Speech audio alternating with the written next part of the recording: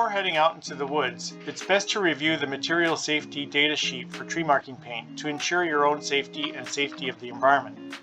The MSDS sheet contains numerous sections which I will briefly review. Section 1 identifies the product and emergency contact information should you require this. Section 2 identifies the hazards. For instance, tree marking paint is in a pressurized container, it's flammable, and it's poisonous. You should not inhale tree marking paint. Get it on your skin, in your eyes, or ingest it. The symptoms of overexposure to tree marking paint are listed here and include headache, nausea, dizziness, and drowsiness as a result of inhalation. Direct skin contact can cause temporary redness and itchy skin, and eye contact may result in stinging, tearing, redness, swelling, and blurred vision. Ingestion may result in irritation to the mouth, throat, and stomach, and severe conditions can cause blindness or even death. The components that make up tree marking paint are toxic and include petroleum products, crystalline silica, and methanol, among other chemicals that are known to be carcinogenic and cause birth defects. First aid measures are clearly laid out for various exposure pathways. For example, if tree marking paint is inhaled, ensure the person has fresh air.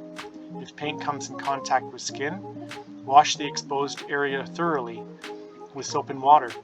If paint comes in contact with eyes, flush the eyes with plenty of water. And if paint is ingested, call a physician or poison control center immediately and do not induce vomiting. If paint catches fire, move away to a well-ventilated area.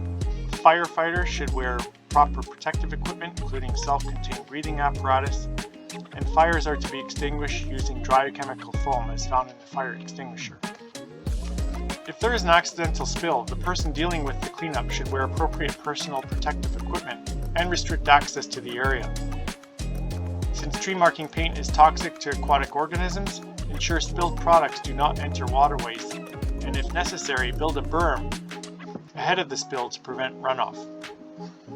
Tree marking paint is to be used in well-ventilated areas, and users should avoid breathing vapors or mist, should not ingest the paint, and should avoid contact with skin, eyes, and clothing. Personal protective equipment includes using an NIOSH approved respirator or face mask in unventilated areas or where exposure to paint is high. Impervious gloves must be worn to protect your skin, and chemical splash goggles must be worn to protect your eyes. Other sections in the MSDS sheet review toxicological information and ecological impact. As noted earlier, tree marking paint is toxic to aquatic organisms and should not be applied to streams or water bodies. Empty paint cans can be dangerous and should not be cut or punctured and should be disposed of in accordance with local regulations. Section 15 provides a summary of the dangers, precautions, and first aid that have been identified in this MSDS sheet.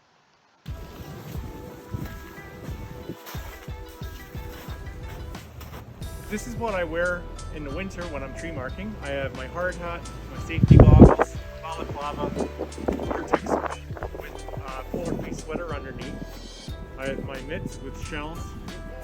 I have Vortex rain pants, gaiters, and chainsaw boots. In the summer, I'll wear a long sleeve UV protectant shirt to keep the paint off my arms, and I'll wear leather gloves or rubber gardening gloves. I'll also wear these rain pants in the summer with the gaiters and chainsaw boots. I find that they breathe well and I don't get overheated, and it keeps the paint off my clothes. Here is a display of the personal protective equipment that I use for tree marking. I have some shells with mittens inside, knitted mittens for in the winter.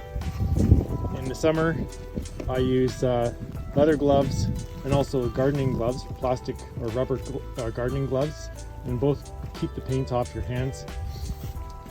Here are some splash resistant goggles, which are excellent. They also keep the sticks out of your eyes when you're working like into spruce plantation. These also are pretty effective glasses with side protection. Here's a respirator for situations where very poor air circulation in the forest, or when you are anticipating paint coming in contact with your face. Same with the N95 mask, it's also quite effective. Eye wash, saline solution is good to have in your backpack. Dawn soap is really good at removing organic chemicals, and you can put it in a small container to carry with you.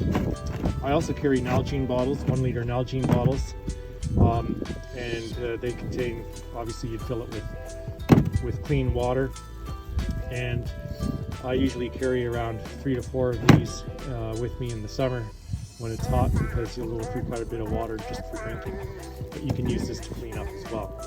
And then also a towel is important to carry with you.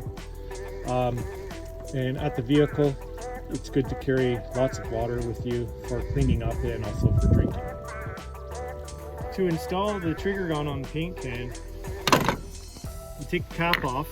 Make sure that the nozzle on the can is pointing away from you, and slip your hand between the trigger and the wooden handle of your trigger gun, and then slip that on like so, so that the trigger is above the nozzle, and you have your hand wedged inside here, and that ensures that when you put it on, the trigger isn't going to accidentally touch the nozzle and have the can go off. And again, keep that pointed away from you. And so now the can is ready to use.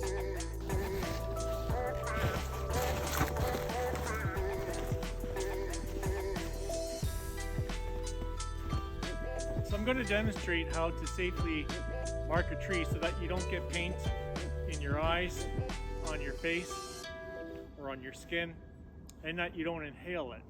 Those are the 3 exposures that you would be subject to when you're marking trees.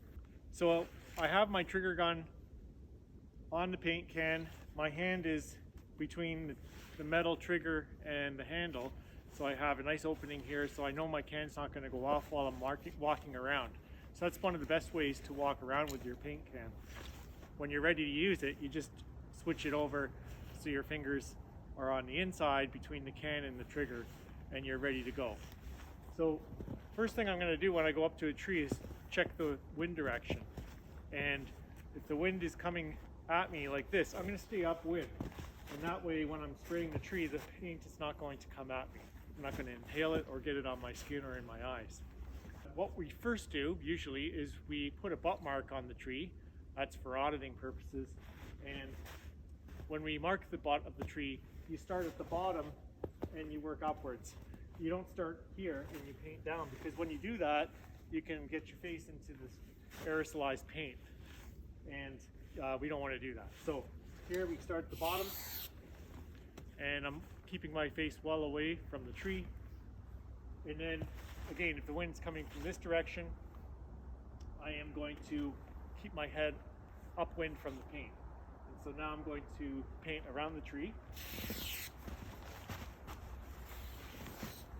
As you can see, I'm keeping my head as far from the paint can as possible, and I'm not downwind from the tree. And then you just move on to your next tree. The sooner you move on, the less exposure you have to any aerosolized paint that is around that tree. Sometimes you need to put the paint can on the ground. For instance, if you need to switch cans or get a drink of water. And so when you're doing that, just place the can on the ground like this. Don't throw it on the ground. When you throw it, the paint can could hit a stick or a rock and get punctured, and in that case it can explode. And that you don't want exploding paint around you, because it can get onto you. So when you need to switch paint cans, again, put your hand between the trigger and the handle, pull the gun off, and then take your nozzle off and put the paint can away in your backpack.